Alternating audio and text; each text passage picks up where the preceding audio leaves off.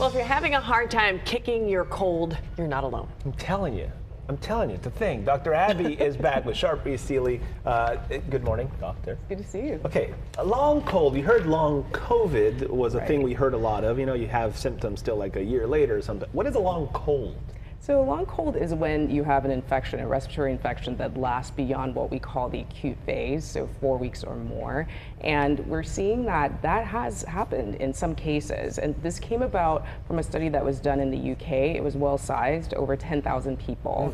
And they surveyed them, and these people had had infections, anything ranging from a mild cold to pneumonia and bronchitis. And they found that about 22% of them ended up having symptoms lasting for greater than 4 weeks, up to 12 weeks or more. And these symptoms were tiredness, shortness of breath, muscle aches, GI symptoms, lightheadedness, brain fog. And so it's really shining a spotlight on the fact that viruses can cause long-term debilitating symptoms in people. It can affect quality of life. So it's important that we're aware of that. When you say that it's obviously you're talking about 8 weeks, 12 weeks later, how long are you actually contagious though? So that's a good question. So you're typically contagious for about a week to 10 days when you have a cold. So it maybe even shorter than that. But these symptoms can be long lasting in that person. It doesn't mean that they're going to be contagious for this period of time, this 12-week period, but the virus can cause an immune response potentially that can affect multiple parts of the body and cause these long-term symptoms, unfortunately. Those long-term symptoms sound very familiar again, going back to long-term COVID. Is this COVID related at all? Or if they did the study before we had COVID, would they have been the same? So that's actually another really great question. So they also studied people that had COVID and found that 22% of them also had these long-term symptoms. So the point that they're trying to make is that there's been a lot of focus on COVID causing long-term symptoms, but other viruses also do that.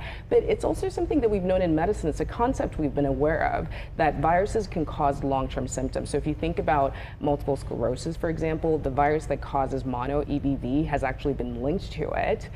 When you even think about the polio virus causing long-term paralysis, that's technically a long-term condition. So we want to be prepared and realize that a lot of people are suffering with these symptoms and they feel that they've been largely forgotten. People have moved on from the pandemic, but there are people that are still noticing these symptoms and dealing with them. So we want to recognize that.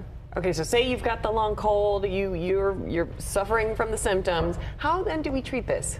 The treatment is mainly supportive, meaning that we want to support the patient with not necessarily medications, but really just making sure that we are recognizing it, number one, and there's things that we can do, like physical therapy if someone's having those muscle aches. If they do have breathing issues, we can give them medications to help them breathe better. But unfortunately, there is no standardized treatment. We're kind of learning as we go along. And so the best thing is to try to prevent it in the first place. So try to make sure that you are healthy and caught up on your vaccines, because we know that vaccines actually can help to reduce the chances of long-term COVID. And if you have chronic conditions, take care of them. All of that is really important. We learned one thing during the pandemic is that they are the more vulnerable in society.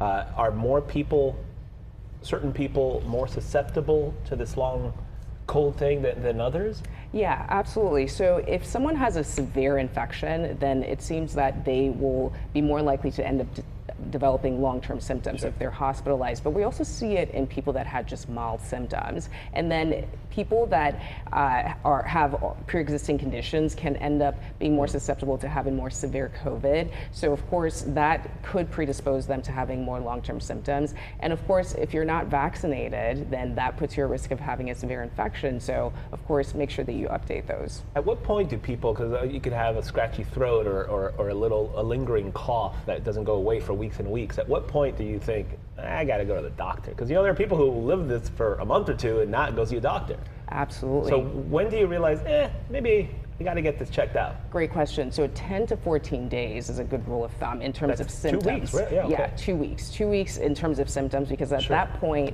we definitely want to see you. But at any point, if you have severe symptoms, of course, if you're feeling short of breath, you're having fevers that aren't going away, then you should definitely contact your doctor. And when in doubt, just reach out. That's the best thing. And before we let you go, there is a Walk with a Doc event. What is that? It is awesome. It's really, really great. So at Sharp Sealy, we're always trying to innovate around ways to connect with our patients more, and that's one of the reasons I love being a part of that organization. And so this is a program that actually started somewhere in Ohio, and you can actually walk with your doctor. We want to practice what we preach. We're saying exercise because it helps with so many things. And so you can actually do this with us at Sharp Sealy. It was innovated by one of my great colleagues, Dr. Angie Neeson. She's the lead physician on this, and it's every second Saturday of the month, and you can walk with a doctor. It's in Balboa Park or close to there, and it's just a great way to connect and have fun. We have one that's going this Saturday as well, so definitely sign up on our Facebook page for it. So it's like an ongoing thing. It's like every 2 It weeks. is, Very yeah, nice. it's fun. Okay. It's really great. Do they do a walking with Dr. Abby? Sure. Putting it out there. I will be one of those doing that. Dr. Abby, thank you very much. Thank Always you. very informative. We appreciate it. It's good to see you. All right.